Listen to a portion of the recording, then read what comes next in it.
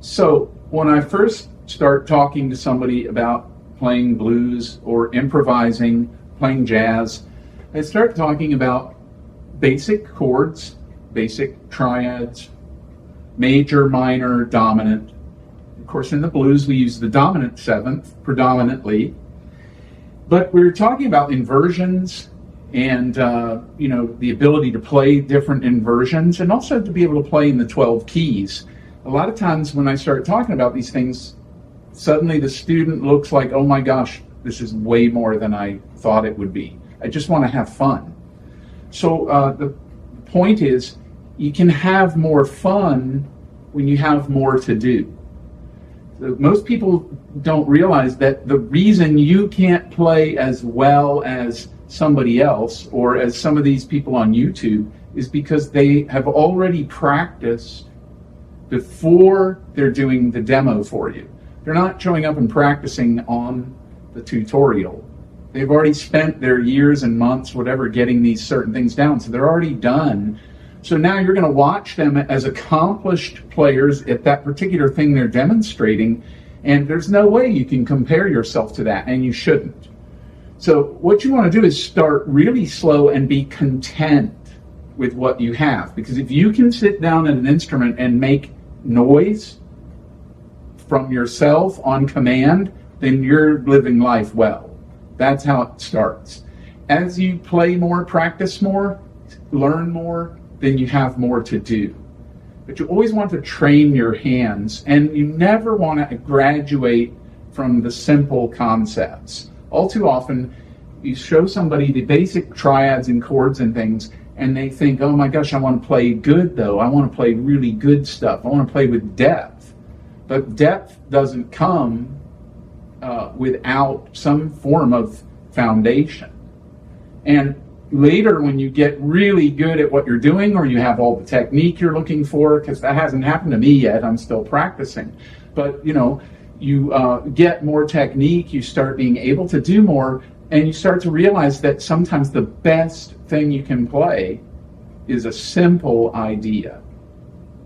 Now, when I was coming up playing, a lot of times musicians would say, oh, these jazz guys play too many notes. They don't have any soul.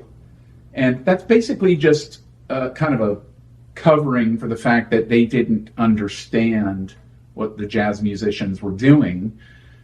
Because jazz musicians can, of course, play very simple and very beautifully, but the more that you know, the more that you hear, the more you actually can do. And the more you can do, the more you actually do.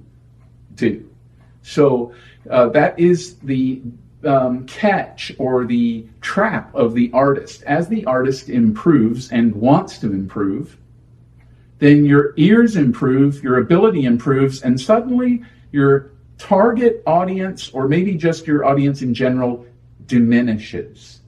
So if you're playing really cool stuff that everybody can play, then everybody loves you. But when you start moving into that place where only a few people can go, and no one can really know what's coming out of you except you until it's out there, then suddenly people are not as interested. And it isn't because you're not playing well necessarily. Sometimes it's just because maybe they're a little intimidated, or maybe they're a little bit jealous that you can do this and they can't. Or maybe they know they should have tried to do that. What I'm talking about is being yourself. So if you want to fit in, then you play like everyone else. If you want to cut your own path and enjoy life, then you have to be who you are at every moment and who God made you to be. And that might mean that you have to practice some things slower so that you can discover what you have to say and not what everybody else has had to say. The last thing I'm going to say about that particular thing, and I'll probably say this many times, so I've been teaching for many years. I've been teaching improvisation and jazz and blues and all the other things you can do. And in all the years that I've been teaching different people, I have never seen a person play the same way as another person. So I can give the blues scale to any student that comes through, and they never ever play it like the last one did or the one before. I can have consecutive students back to back all day long with all of them working on blues in the same key, and none of them play it the same way. This fact, more than anything else, has helped me stay true to my way of playing, because I realized that if all of those students played exactly the same, then I would be the one who's really weird.